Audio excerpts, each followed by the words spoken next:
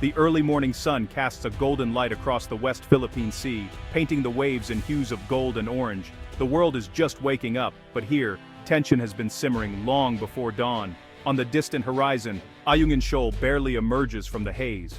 A lonely outpost in the vast expanse of the South China Sea, its silhouette a reminder of the fragile line between peace and conflict. Cutting through the gentle morning swells, a lone Philippine supply vessel moves steadily forward. Its mission, to deliver vital food, water, and equipment to the Marines stationed aboard the BRP Sierra Madre, a rusting World War II ship intentionally grounded here decades ago, now serving as both a lifeline and a symbol of Philippine sovereignty in these contested waters. The air is thick with tension. Every mission here is a test of resolve and courage. The crew knows that each trip could be their most dangerous yet, and their faces betray a mix of anxiety and determination. Suddenly, massive Chinese Coast Guard vessels appear on the horizon, closing in with intimidating precision. Their white hulls and bold markings are unmistakable, a show of force meant to intimidate and deter. Their engines churn the sea into froth, horns blare in warning, and radio transmissions crackle with stern commands.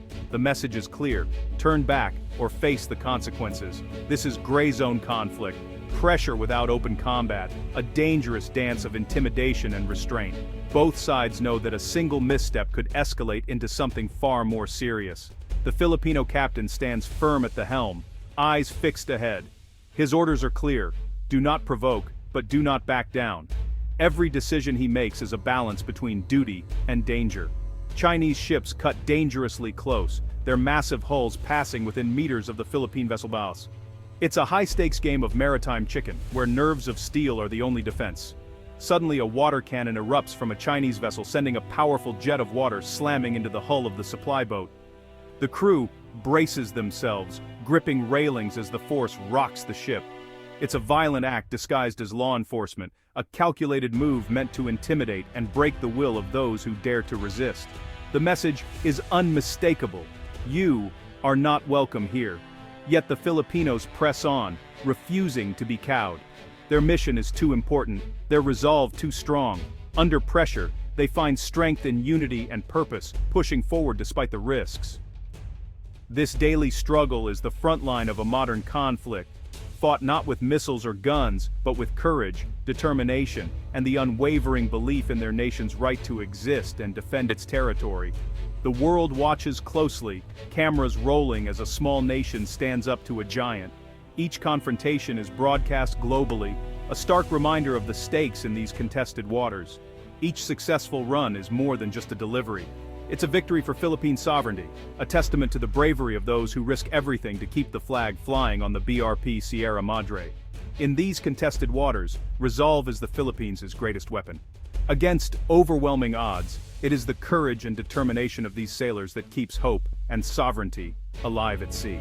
The Philippine Coast Guard operates on the edge of conflict, patrolling some of the world's most contested and dangerous waters. Every day, these men and women set out knowing that their mission could escalate at any moment, as tensions simmer just beneath the surface. Their primary task is escorting vital supply boats through hostile waters, ensuring that food, water, and equipment reach remote outposts and Filipino troops stationed on disputed islands. These supply runs are lifelines, and without the Coast Guard's protection, they would be impossible. Outnumbered and outgunned, their ships face aggressive Chinese tactics, blocking, ramming, and even the use of blinding lasers to disorient crews. The Chinese maritime militia often surrounds and intimidates, making every passage a high-stakes encounter. Each mission is a test of restraint and professionalism. The crews must remain calm and collected, even as provocations escalate, knowing that a single misstep could spark a wider conflict. The psychological toll is immense. Crews sail into danger, knowing the world is watching. Families wait anxiously at home, aware that their loved ones are on the front lines of a geopolitical standoff. Their bravery lies in upholding international law under extreme pressure, standing firm for the nation's rights and dignity. Every salute to the flag is a reminder of the cause they serve. The Chinese blockade forces the Coast Guard into a strategic cat-and-mouse game, seeking gaps to slip supply boats through. Every maneuver is calculated, every decision critical, as they try to outwit a much larger adversary. Every successful mission is hard-won, straining limited resources and testing the endurance of both ships and crew. Repairs are constant and supplies are always stretched thin. Yet the Coast Guard sails on, driven by duty and national honor. The sight of the Philippine flag rising at dawn is a symbol of hope and resilience for the entire nation. They are the visible line of defense, refusing to be bullied from their own waters. Their presence is a daily assertion of the Philippines' sovereignty and determination. Each breakthrough sends a message: the Philippines will not abandon its outposts, no matter the odds.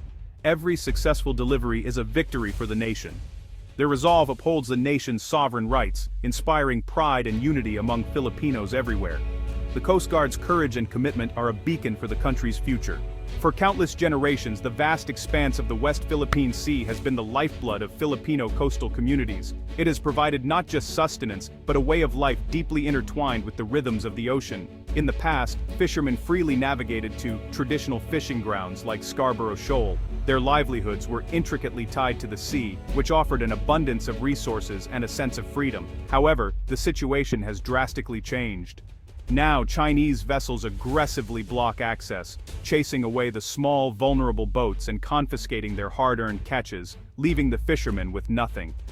This constant threat forces many fishermen to remain close to shore, where the catch is often meager and competition is fierce. The fear of confrontation looms large, overshadowing their daily lives. The economic impact on these communities is devastating. Families struggle to make ends meet, debts continue to rise, and entire communities are slowly withering away, losing their vibrancy and hope. Beyond the immediate loss of income, a cherished way of life is eroding. The traditions and skills passed down through generations are at risk of being lost forever. Fishing is not just a job, it is heritage, identity, and pride for these communities. Now, it is being replaced by anxiety, conflict, and a sense of helplessness. The sea, once a bountiful source of sustenance and peace, has tragically become a battleground, a place of tension and uncertainty. Stories of past bounties and plentiful catches are now replaced by tales of near misses with foreign ships, highlighting the constant danger they face. The empty nets they return with symbolize not just poverty, but the profound loss of culture and tradition that once thrived in these waters. Filipino fishermen are being cut off from their own history, their connection to the sea severed by forces beyond their control. The struggle for the sea is not just about fishing, it is a struggle for survival, for maintaining a way of life that has defined these communities for centuries. Their plight is a stark reminder of what's at stake, not just for them, but for the cultural heritage and future of the entire region.